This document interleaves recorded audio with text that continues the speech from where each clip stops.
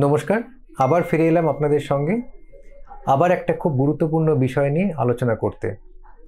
আজকের বিষয় যেটা নিয়ে আমি বলবো সেটা হচ্ছে অজ্ঞান হয়ে পড়ে যাওয়া। এটা নিয়ে কার্ডিওলজিস্টের সঙ্গে দেখা করাটার গুরুত্ব কী?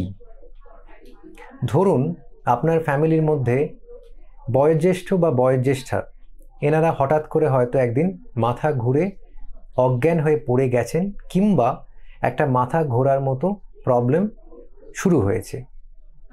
এই প্রবলেমটা দুরকমভাবে আমরা কিন্তু পাই। একরকম প্রবলেম হচ্ছে হঠাৎ করে ঘটনাটা ঘটে যাওয়া, এবং ২ নম্বর হচ্ছে বেশ কয়েকদিন ধরে মাথাটা ঘুরছে এবং আজকে দাঁড়িয়ে মাথা ঘোরাটা অতিরিক্ত বেশি পর্যায়ে পৌঁছে গেছে। এই মতো অবস্থায় প্রশ্ন যেটা আমরা পাই, ডাক্তারবাবু কি করা উচিত? এটা কি স্ট্রোক? এটা কি ভার্টিগো? নাকি এটা হার্টের কোনো সমস্যা? বিস্তারিত আলোচনাতে যাওয়ার আগে যেটা জেনে রাখতে হবে যে আমাদের ব্যালেন্স বা শরীরে ব্যালেন্স মেনটেন করার ৩টে অর্গ্যান আছে। একটা ব্রেন, দ্বিতীয় হার্ট এবং ৩ নম্বর কান বা ইনার ইয়ার, আমরা বলি ল্যাবিরিনথাইন অ্যাপারেটাস। এবং এদের মধ্যে কিন্তু কেউ প্রথম, দ্বিতীয় বা তৃতীয় নয়, এরা সবাই হাতে হাত রেখে পরস্পরকে হেল্প করে এবং আমাদের ব্যালেন্স মেনটেন করতে সাহায্য করে। সুতরাং যখনই এরকম ধরনের কোনো সিমটম হবে তখন কিন্তু আপনাকে প্রাথমিকভাবে কোনো ফিজিশিয়ান বা কার্ডিওলজিস্টের কাছে গিয়ে দেখতে হবে যে আপনার হার্টের কোনো অসুবিধা হচ্ছে কিনা। কি কি অসুবিধা হতে পারে? রিদম ডিসঅর্ডার, সেই রিদমের মধ্যে কমন রিদম যেটা প্রবলেম হয় সেটা হচ্ছে হার্ট রেট কমে যাওয়া, অর্থাৎ ব্র্যাডিকার্ডিয়া। ব্র্যাডিকার্ডিয়ার থেকে কিন্তু অনেক সময় মাথা ঘোরার টেন্ডেন্সি তৈরি হয়। একটু আনকমন হলেও হার্ট রেট বেড়ে যাওয়া বা ট্যাকিকার্ডিয়ার থেকেও কিন্তু মাথা ঘুরতে পারে। তাহলে ব্র্যাডিকার্ডিয়া বা ট্যাকিকার্ডিয়া জানতে গেলে আপনাকে বেসিকভাবে একটা ইসিজি করাতে হবে।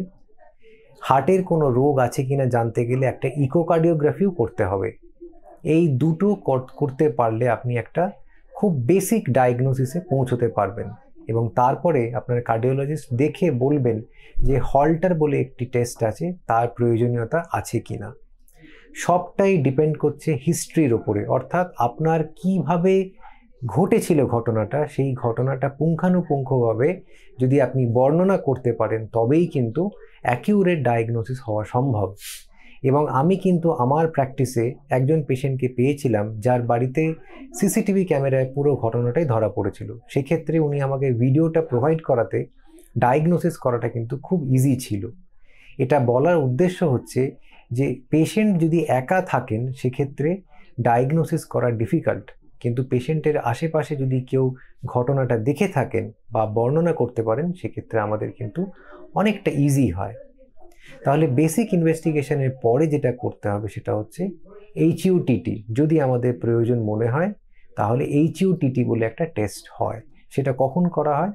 ভেসোভেগাল সিনকোপ হলে, অর্থাৎ আপনি অনেকক্ষণ দাঁড়িয়ে আছেন বা কোনো একটা জিনিস দেখে ভয় পেয়েছেন, কিংবা আপনার হয়তো প্রচণ্ড গরমে মাথা ঘুরে পড়ে যাওয়ার টেন্ডেন্সি আছে, সেক্ষেত্রে কিন্তু এইচইউটিটি বলে একটা টেস্ট করলে আপনি সেটা বুঝতে পারবেন। এবারে আসি, আদৌ কি হার্ট, নাকি হার্টের বাইরে কান বা ব্রেনের থেকেও হতে পারে? সেক্ষেত্রে কিন্তু আমরা ইনিশিয়ালি ইসিজি, হল্টার এবং ইকো করে একটা কার্ডিয়াক ডায়াগনোসিস আমরা বলে দিই, এবং যখন আমরা কিছু পাই না তখন কিন্তু আমরা বলি যে একবার আপনি নিউরোলজিস্টের সঙ্গেও আলোচনা করুন। সেই বলাটার কারণ হচ্ছে কিছু কিছু ক্ষেত্রে পোস্টিরিয়র সার্কুলেশন স্ট্রোক বলে একটা এন্টিটি আছে, অর্থাৎ ব্রেনের পেছনের দিকে সেরিবেলাম বলে একটি পার্ট আছে যার ফাংশন ব্যালেন্স। সেই সেরিবেলামে যদি কোনো ক্লট চলে যায় বা মাইনর স্ট্রোক হয় সেখান থেকেও কিন্তু মাথা ঘুরতে পারে। তাহলে ব্রেনের ফাংশন সম্বন্ধে আমরা জানতে পারলাম।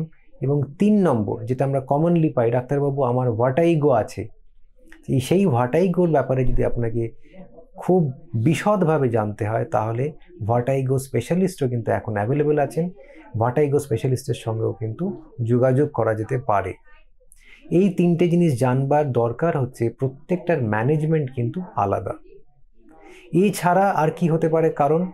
অনেক সময় ব্লাড প্রেশার ফ্লাকচুয়েশনে মাথা ঘুরে, অনেক সময় সার্ভাইকাল স্পন্ডাইলোসিসে মাথা ঘুরে, অনেক সময় অনেকক্ষণ না খেয়ে থেকে প্রেশারের ওষুধ খেলেও কিন্তু মাথা ঘুরে। সুতরাং ছোট থেকে বড় সব কারণ থেকেই কিন্তু আপনার মাথা ঘুরতে পারে, এবং সেই প্রত্যেকটি কারণকে একের পর এক বিশ্লেষণ করলে তবেই বুঝতে পারবেন যে এক্স্যাক্ট সমস্যাটা কোন জায়গায়, এবং সেটা পিন পয়েন্ট হলে তবেই কিন্তু সঠিক চিকিৎসাটা আপনি পেতে পারবেন। আশা করি মাথা ঘোরা সম্বন্ধে প্রত্যেকটা ক্লিনিক্যাল কোয়েশ্চেনের উত্তর এবং দিশা আমি দেখাতে পেরেছি। যদি কিছু প্রশ্ন থাকে কমেন্ট করে আমাকে জিজ্ঞেস করতে পারেন। Thank you.